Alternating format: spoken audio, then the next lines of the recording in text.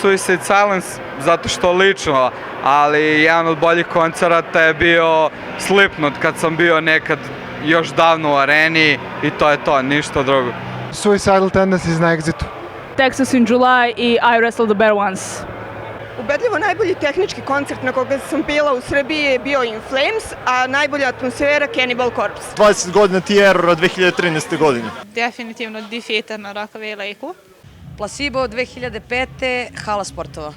Iceburn u Domu omladine pre 2-3 godine. Prošle godine Shame 69, totalni odlep. Comeback Kids u Domu omladine. Suicide Silence u Domu omladine.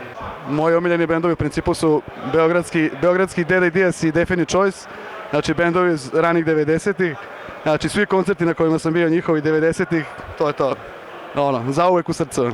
Umesto koncerta biram ceo Rockaway Lake festival. Dog je bio super koncert. Mad Honey u Domu omladine. Living Colors SKC, ne znam koje godine.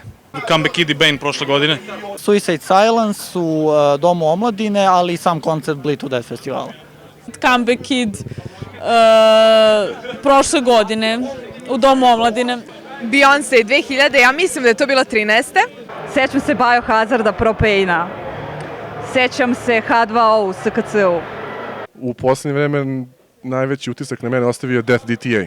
Da ne elaboriram zbog čega, zvuk preiskustva tih ljudi, kako oni zvuče, kako oni to sve iznose, je bilo jednostavno neverovatno. Hit Me Doghouse, prvi koncert na kome sam bio. Pa ne znam, Smallman je dobar u sećanju, ali... Ne, definitivno Smallman, makar koliko pamtim. Najbolji koncerti su mi bili band Euforije, definitivno. Nemam jedan kao omiljen, nego svi. Boy Sets Fire koncert. Iceburn u prvoj godini srednje škole, hala sportova u Kruševcu, to je 2000. godina. Cynic.